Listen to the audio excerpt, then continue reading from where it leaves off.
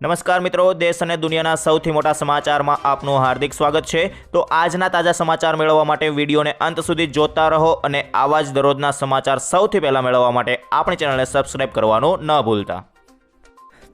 તો મિત્રો, આજના પ્રથમ સમાચાર વિશે વાત કરીએ તો આખરે પેટ્રોલ ડીઝલના ભાવ વધ્યા।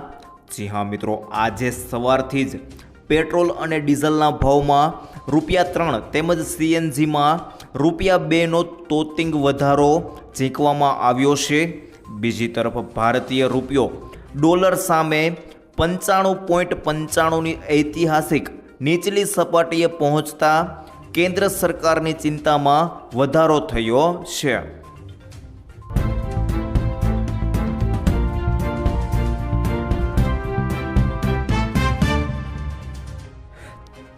ત્યારબાદ આગળ જાણીએ તો નવા વરસાદના રાઉન્ડ માટે તૈયાર થઈ જાઓ। જી હા મિત્રો, ગુજરાતમાં છેલ્લા કેટલાક દિવસોથી લોકો તીવ્ર ગરમીથી પરેશાન બન્યા છે, પરંતુ હવે હવામાનમાં ધીમે ધીમે બદલાવ જોવા મળી શકે છે। હવામાન સંકેતો મુજબ 16 મે આસપાસ રાજ્યના અનેક વિસ્તારોમાં મહત્તમ તાપમાનમાં ઘટાડો નોંધાઈ શકે છે। સાથે જ 18થી 23 મે દરમિયાન પ્રી મોન્સૂન એક્ટિવિટી સક્રિય બનતા કેટલાક ભાગોમાં હળવો વરસાદ અથવા છાંટાની શક્યતા વ્યક્ત કરવામાં આવી છે।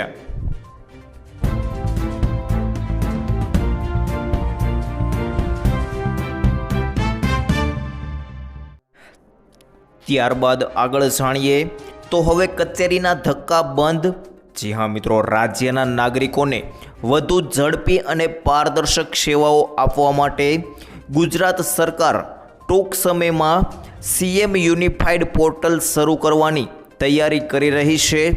આ નવી ડિજિટલ વ્યવસ્થા રાજ્યના તમામ વિભાગો, બોર્ડ, નિગમો અને સરકારી કચેરીઓને એક જ પ્લેટફોર્મ પર લાવશે। ગુજરાત સરકારના આ ડિજિટલ પગલાંથી સામાન્ય લોકોને અલગ અલગ ઓફિસોના ચક્કર લગાવવાની જરૂર નહીં રહે। આ ડિજિટલ પગલાંથી સામાન્ય લોકોને વિવિધ ઓફિસોના ધક્કા ખાવા બંધ થશે અને સરકારના સૂત્રોના જણાવ્યા અનુસાર આ પોર્ટલ એક સિંગલ વિન્ડો સિસ્ટમ તરીકે કાર્યરત રહેશે। નાગરિકો હવે મોબાઈલ, વેબસાઇટ અથવા હેલ્પલાઇન નંબર દ્વારા ગમે તે વિભાગ સંબંધિત ફરિયાદ અથવા રજૂઆત સરળતાથી નોંધાવી શકશે।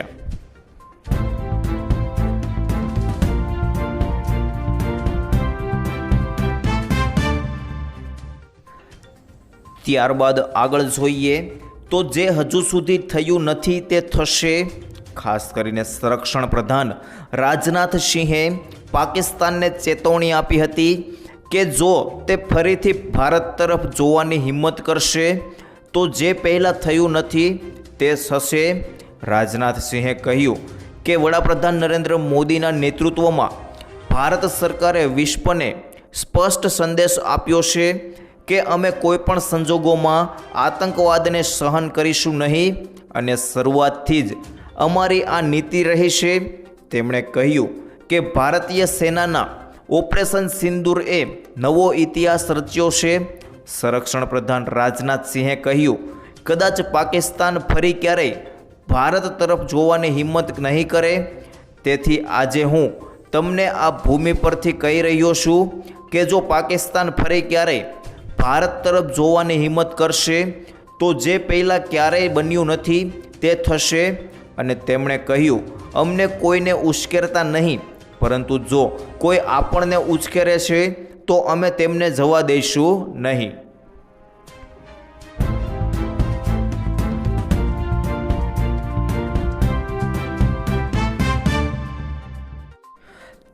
ત્યારબાદ આગળ જોઈએ તો ભારતનો માસ્ટર સ્ટ્રોક 15 જહાજ। જી હા મિત્રો, ભારતને સંભવિત સંકટ સામે મોટી રાહત મળવાના સંકેત છે। સૂત્રોએ જાહેર કર્યું છે કે હવે ભારત તરફના એલપીજી ભરેલા તમામ 15 એલપીજી ટેન્કર હોર્મુઝ સ્ટ્રેટની બહાર નીકળી ગયા છે, રશિયન ગલ્ફ પાર કરી લીધું છે। ખાસ કરીને મિત્રો, એલએનજી સાથેના બાકીના 2 ટેન્કરોએ પણ હોર્મુઝ સ્ટ્રેટને પાર કરી લીધું છે. ભારત સરકારે વિવિધ એજન્સીઓના સંકલન તથા નૌકાદળની સુરક્ષા હેઠળ આ ઓપરેશન શક્ય બન્યું છે. પશ્ચિમ એશિયામાં યુદ્ધ અને તણાવભર્યા માહોલ વચ્ચે ભારતીય નૌકાદળના સુરક્ષા કવચ હેઠળ ગેસ ભરેલા ટેન્કરોને હોર્મુઝમાંથી સુરક્ષિત રીતે બહાર કાઢવાનું શક્ય બન્યું હતું. તમામ જહાજોને નેવી દ્વારા એસ્કોર્ટ કરવામાં આવ્યા હતા. ટેન્કર પર હુમલા કે અન્ય કોઈ ગંભીર સ્થિતિ ન સર્જાતા તેની કાળજી લેવામાં આવી હતી.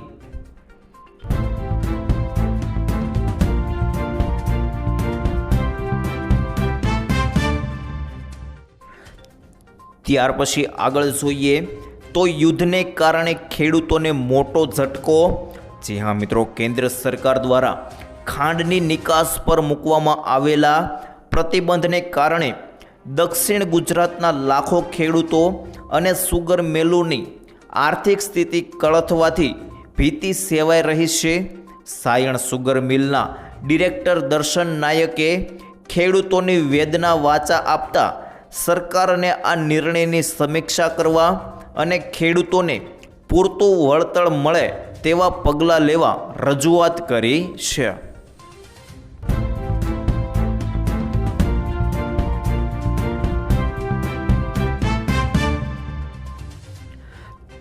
ત્યારબાદ આગળ જોઈએ તો શું હવેથી બધા કામ ઘરે બેઠા?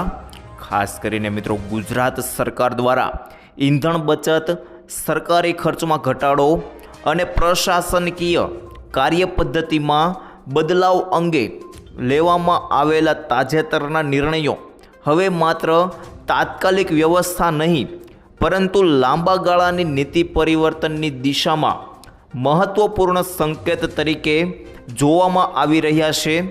ગાંધીનગરમાં મળેલી રાજ્ય કેબિનેટ બેઠકમાં મુખ્યમંત્રી ભૂપેન્દ્ર પટેલ દ્વારા તમામ વિભાગોને પેટ્રોલ ડીઝલનો વપરાશ ઘટાડવા, ઓનલાઈન મીટિંગ વધારવા અને વર્ક ફ્રોમ હોમની શક્યતાઓ ચકાસવા આપેલા નિર્દેશોએ પ્રશાસકીય વર્તુળોમાં નવી ચર્ચા શરૂ કરી છે.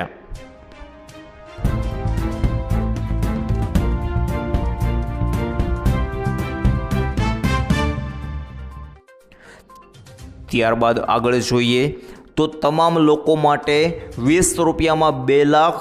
જી હા મિત્રો, પીએમ જીવન જ્યોતિ બીમા યોજનામાં પોલિસી ધારકને દર વર્ષે 436 રૂપિયાની ચૂકવણી કરવી પડશે. 1 વર્ષ પહેલાં આ યોજના માટે માત્ર 330 રૂપિયા આપવા પડતા હતા, પણ પછી પ્રીમિયમ રાશિને વધારી દીધું. પ્રીમિયમની ચૂકવણી 1 જૂનથી 30ના વચ્ચે કરાશે. આ યોજના હેઠળ 18થી 50 વર્ષની વયના વ્યક્તિને 2 લાખ રૂપિયા સુધીનો વીમો આપવામાં આવે છે. જો તે વ્યક્તિ વીમા કવરેજ દરમિયાન મૃત્યુ પામે છે તો તેના આશ્રિતોને 2 લાખ રૂપિયાનો વીમો આપવામાં આવે છે.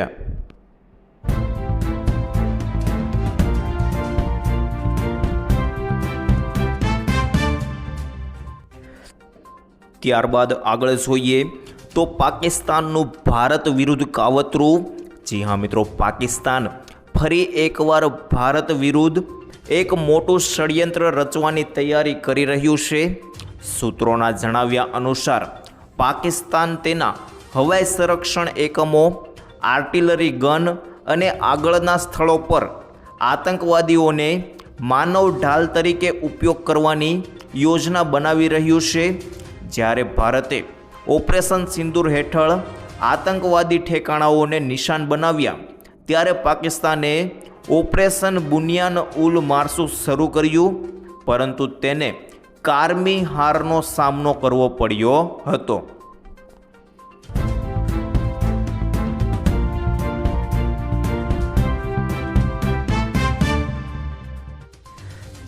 ત્યારબાદ આગળના સમાચાર વિશે જોઈએ તો યુદ્ધને લઈ મોદીજીએ મોટી બેઠક બોલાવી. જી હા મિત્રો, ખાસ કરીને પીએમ મોદી આજે 5 દિવસના વિદેશ પ્રવાસ માટે રવાના થયા છે. પરત ફર્યા પછી તરત જ તેમણે 21 મેના રોજ તેમના મંત્રીમંડળની બેઠક બોલાવી છે। આ બેઠકમાં કેન્દ્રીય રાજ્યમંત્રીઓ, કેન્દ્રીય કેબિનેટ મંત્રીઓ, ખાસ કરીને મિત્રો આ તમામ મંત્રીઓ સામેલ રહેશે। મોદીના નિર્ણય અંગે ઘણી અટકળો ફેલાઈ રહી છે। પ્રથમ એવું કહેવામાં આવી રહ્યું છે કે મંત્રી પરિષદને અમેરિકા ઈરાન યુદ્ધને કારણે સર્જાયેલા હોર્મુઝ સંકટને પગલે સરકાર સામેના પડકારો વિશે માહિતી આપવામાં આવશે।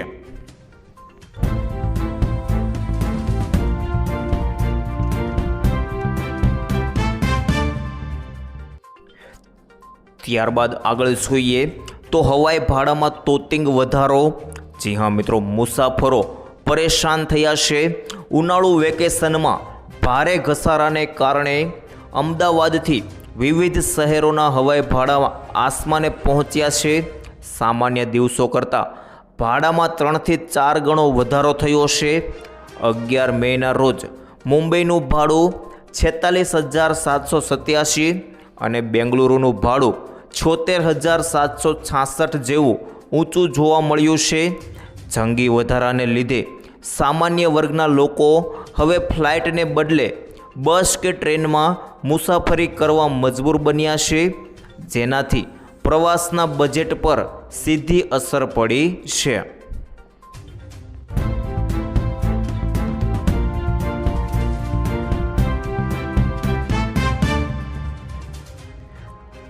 ત્યારબાદ આગળ જોઈએ તો મધ્યમ વર્ગના લોકો માટે ચેતવણી। જી હા મિત્રો, મે જૂનમાં મોંઘવારી હજુ વધવાની આશંકા છે। અમેરિકા, ઇઝરાયલ અને ઈરાન વચ્ચે ચાલી રહેલા યુદ્ધ વચ્ચે ભારતમાં પેટ્રોલ ડીઝલની કિંમતો હજુ વધી નથી। સાથે જ એફએમસીજી કંપનીઓએ પણ અત્યાર સુધી કિંમતોમાં બહુ વધારો કરવાનું ટાળ્યું છે, જેના કારણે ઈરાન સંકટ હોવા છતાં છૂટક મોંઘવારીમાં માર્ચની સરખામણીએ એપ્રિલમાં વધુ વધારો થયો નથી। જો કે હવે તેલ કંપનીઓની ખોટ લગભગ 1 લાખ કરોડ રૂપિયાએ પહોંચી ગઈ છે। તેથી જો કંપનીઓ પેટ્રોલ ડીઝલની કિંમતો વધારશે તો મોંઘવારી ઘણી વધી શકે છે। અર્થશાસ્ત્રીઓનું કહેવું છે કે આરબીઆઈએ સપ્ટેમ્બર-ઓક્ટોબર સુધી વ્યાજ દરો વધારવા માટે મજબૂર થવું પડી શકે છે।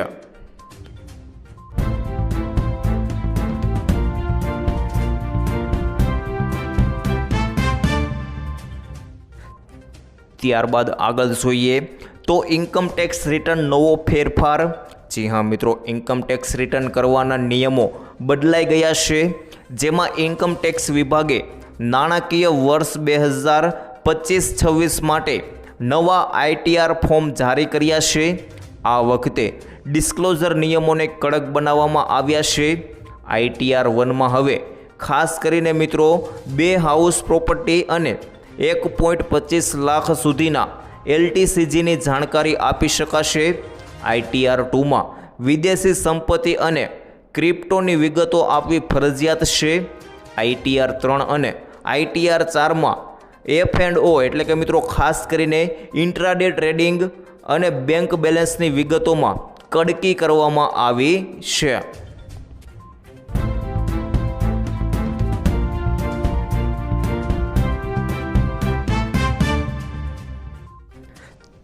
ત્યારબાદ આગળ જોઈએ તો ગરબા રમવા કે વાંચવું। જી હા મિત્રો, ખાસ કરીને નવરાત્રિમાં પરીક્ષા, વિદ્યાર્થી અને વાલીઓમાં મોટો રોષ। ગુજરાત બોર્ડના શૈક્ષણિક કેલેન્ડર મુજબ ધોરણ 9થી 12ની પ્રથમ પરીક્ષા 22 ઓક્ટોબરથી શરૂ થશે, જે નવરાત્રિના માત્ર 2 દિવસ બાદ છે। આ નિર્ણયથી વિદ્યાર્થીઓ અને વાલીઓમાં ભારે નારાજગી છે।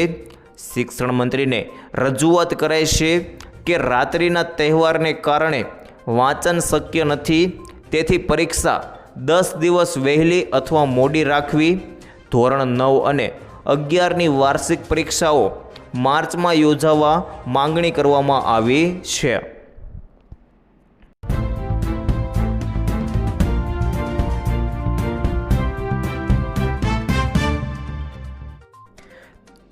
ત્યારબાદ આગળ જોઈએ તો સોના ચાંદીના ભાવ આસમાને. જી હા મિત્રો, કેન્દ્ર સરકારે રાતોરાત સોના ચાંદી પરની ઇમ્પોર્ટ ડ્યુટી 6% વધારીને 15% કરતાં બજારમાં ભાવ ભડકે બળ્યો છે. 13 મેના રોજ MCX પર સોનું 10,000 અને ચાંદી ₹18,000 મોંઘી થઈ છે. હવે 10 ગ્રામ સોનું ₹1.63 લાખ અને 1 કિલો ચાંદી ₹2.87 લાખ પર પહોંચી છે. વિદેશી હુંડિયામણ બચાવવા સરકારે આ નિર્ણય લીધો છે.